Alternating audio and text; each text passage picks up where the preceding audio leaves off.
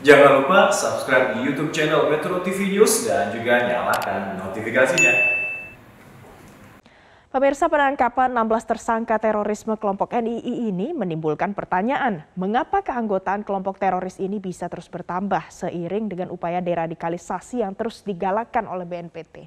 Di sisi lain, secara mengejutkan PPATK juga sudah menemukan adanya 369 yang diduga sebagai aliran dana keuangan untuk jaringan terorisme.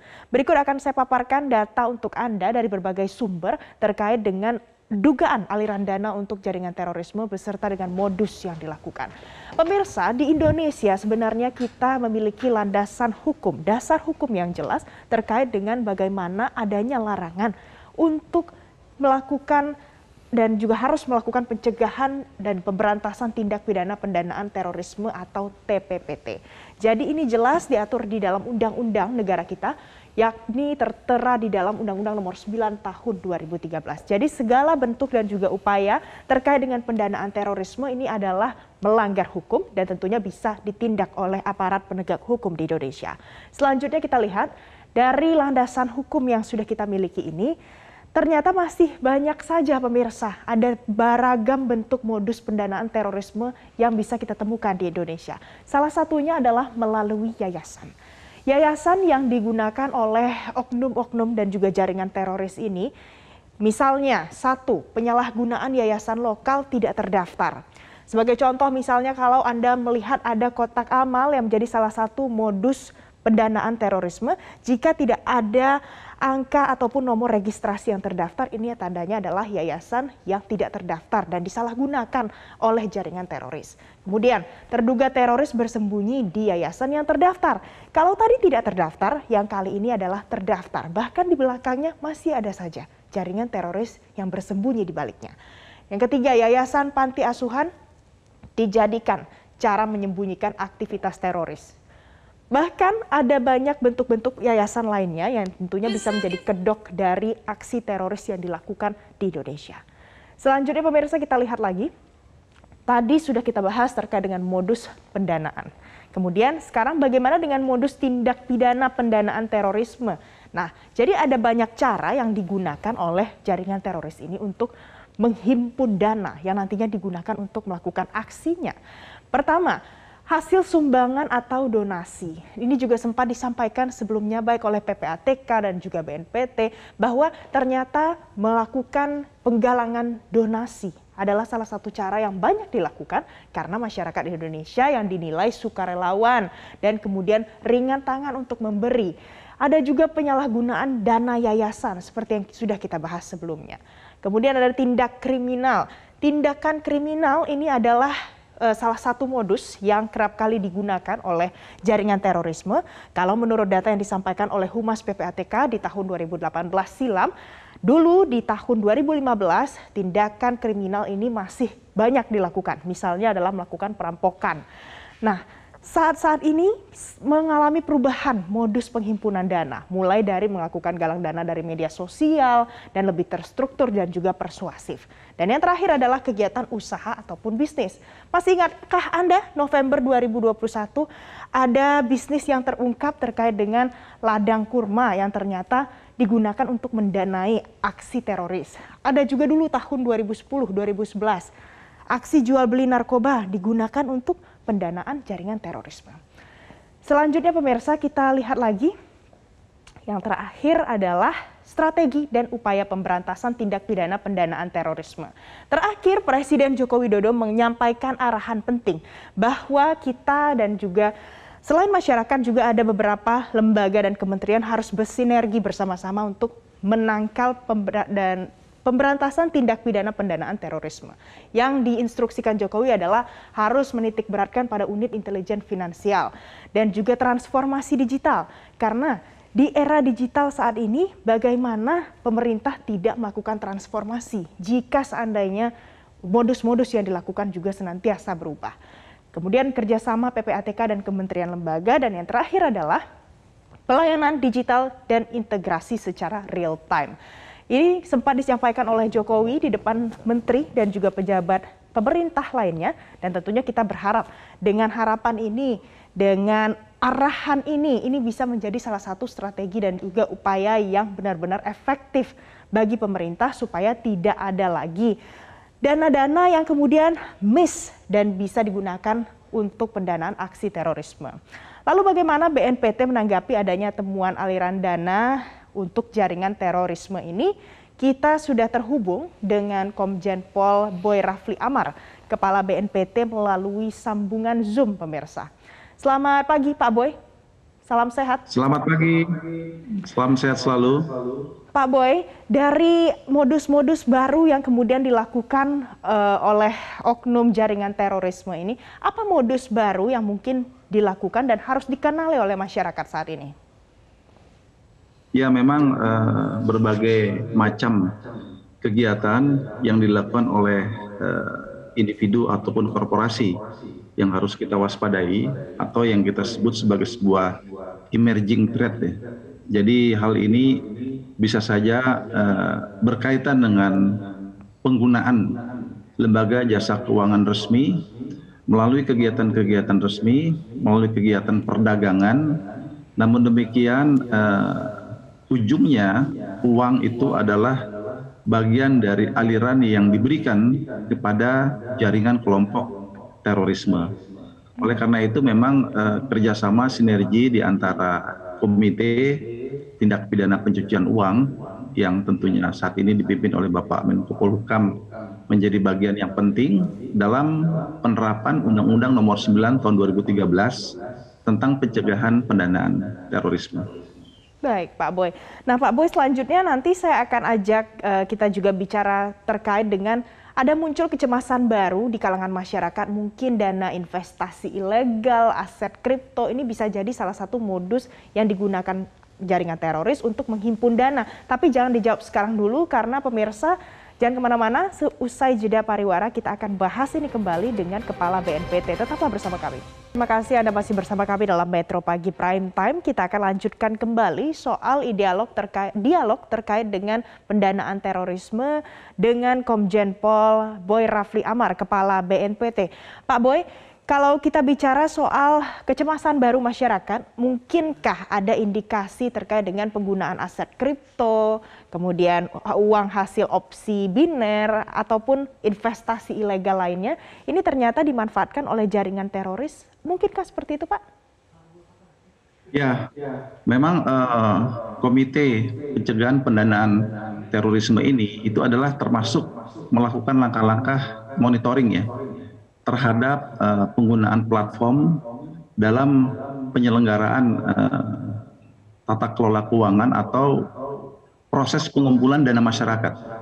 Yang terpenting di dalam Komite ini karena kita tahu terdiri dari berbagai lembaga jasa keuangan termasuk OJK. Nah ini sangat penting bagi kita apakah kegiatan-kegiatan yang legal itu ataupun mungkin ilegal itu ada kaitan atau aliran dana kepada aktivitas terorisme.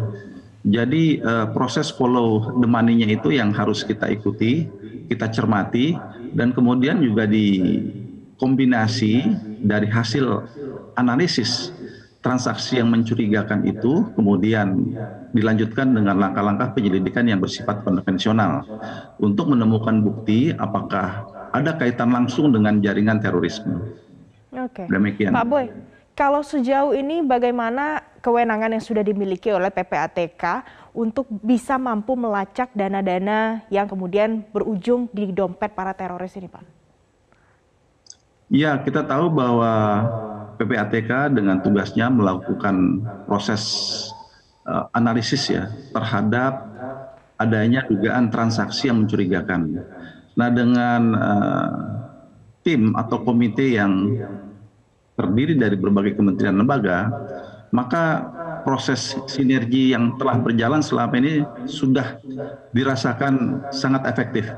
Karena kita tahu dari 2003 itu sampai dengan hari ini sudah sekitar 369 ya kaitan perkara pencegahan pendanaan terorisme yang bisa dilakukan, dimonitoring dan dideteksi. Nah, oleh karena itu apa yang sudah berjalan ini tentu tetap memerlukan partisipasi masyarakat untuk tentunya lebih hati-hati di dalam keikutsertaan dalam proses pengumpulan dana yang dilakukan oleh pihak-pihak tertentu, baik itu secara individu maupun korporasi, terutama yang berkembang fenomena hari ini adalah dengan penggunaan platform-platform yang diciptakan oleh mereka. Oke, nah kalau yang konvensional masyarakat mungkin sebagian besar sudah bisa mulai memahami kotak amal ada ciri-cirinya yang mana yang benar, yang mana yang terafiliasi dengan terorisme. Kalau cara-cara baru yang seperti ini, apa yang harus diwaspadai dan diperhatikan betul oleh masyarakat, Pak?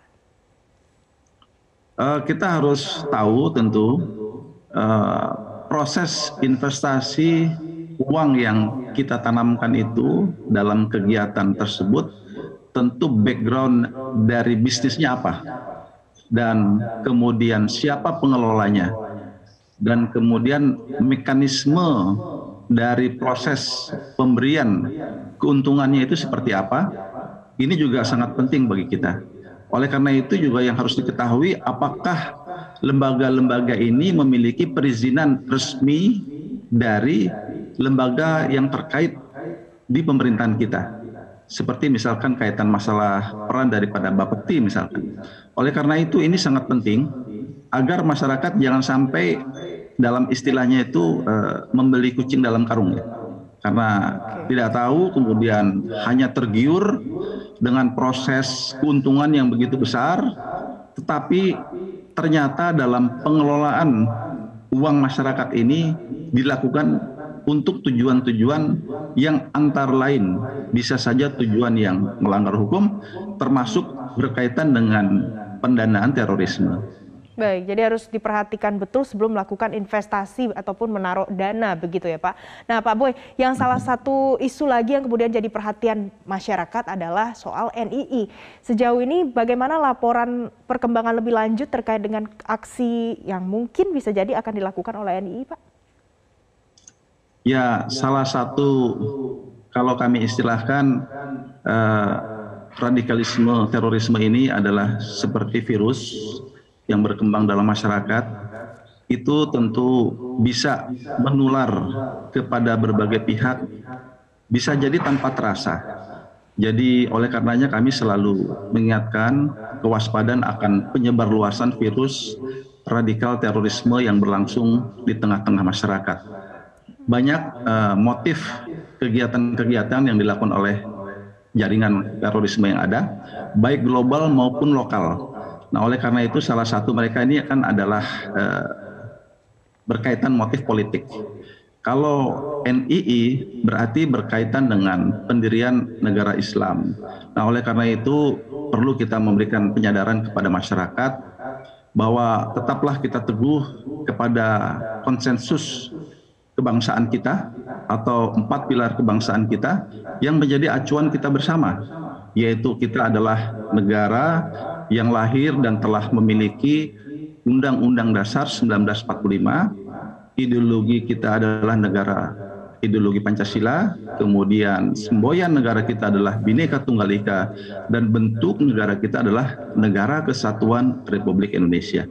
Oleh karena itu kepada pihak-pihak yang menyebarluaskan paham-paham yang bertentangan dengan konsensus kebangsaan kita, maka tentu harus kita upayakan melalui langkah-langkah mitigasi, memberikan edukasi, dan bahkan kalau harus dilakukan langkah-langkah hukum, maka hukum harus dikedepankan sebagai negara Kesatuan Republik Indonesia adalah negara yang berdasarkan hukum.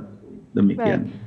Pak Boy, apakah BNPT punya bagaimana besar pemetaan NII ini, ada di mana saja mereka, apa yang harus diwaspadai Pak?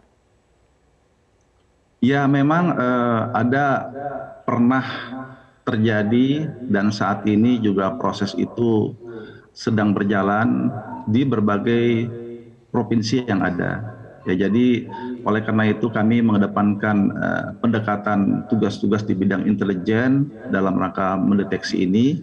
Kita berkoordinasi dengan pemerintahan daerah, mari kita sama-sama untuk melakukan mitigasi, karena ada juga motif kaitan masalah di antara mereka ini adalah kaitan ekonomi, melakukan pengumpulan dana, melakukan aktivitas bisnis, dan kemudian mengarah kepada hal-hal yang motif politik. Nah, oleh karena itu dalam hal ini kita harus mengajak kepada semua pihak, stakeholder dari unsur kementerian, lembaga, pemerintahan daerah, tokoh-tokoh masyarakat, tokoh-tokoh agama, dan langkah-langkah mitigasi lah yang BNPT upayakan selama ini semaksimal mungkin. Namun demikian dapat saya katakan kembali seperti virus, penyebar luasannya ini bisa tanpa terasa, tanpa diketahui, tiba-tiba dia masuk ke dalam sebuah entitas. Nah, oleh karena itu kita memerlukan kesiapsiagaan, memerlukan kewaspadaan dini terhadap fenomena ini. Dan seraya kita berupaya agar semua masyarakat kembali mengingatkan konsep dari kehidupan berbangsa bernegara di negara kita yang berdasarkan kepada 4 konsensus nasional. Baik, Pak Boy, bicara soal geliat ekonomi dari NII ini, apa yang mereka lakukan, Pak? Apakah sudah ada upaya pencegahan dari BNPT? Di antara mereka yang pernah terdeteksi itu juga berkaitan misalkan membangun kegiatan lahan pertanian, membangun kegiatan di bidang peternakan. Itu adalah bagian-bagian yang pernah kita lakukan deteksi, dan kemudian di kegiatan-kegiatan ini sangat berpotensi adanya sebuah unsur-unsur penipuan, unsur-unsur kerugian yang bisa diderita oleh masyarakat. Namun demikian, karena apa yang mereka sampaikan itu adalah konsep-konsep dengan menggunakan narasi agama, kami melihat banyak atau ada di antara berbagai kalangan masyarakat dan akhirnya percaya dengan konsep-konsep itu. Yang itulah yang harus kita berikan sebuah edukasi yang terus-menerus agar tidak mudah tergiur dengan ajakan-ajakan menggunakan narasi agama, melakukan pengumpulan dana masyarakat dengan dalih untuk kegiatan-kegiatan yang kaitan dengan ekonomi, apalagi kemudian mengarah kepada adanya motif politik. Oleh karena itulah saat ini yang terpenting kita meningkatkan public awareness dan peningkatan edukasi secara luas kepada masyarakat untuk kita sama-sama waspada dengan adanya tawaran-tawaran atau gagasan-gagasan seperti itu. Baik, jadi walaupun menggunakan narasi agama, tapi masyarakat diminta untuk tetap waspada dan lebih hati-hati begitu ya Pak. Baik, terima kasih Pak Boy Rafli Amar, Kepala BNPT sudah bergabung bersama kami di Metro TV. Terima kasih untuk informasinya, selamat pagi, salam sehat Pak Boy.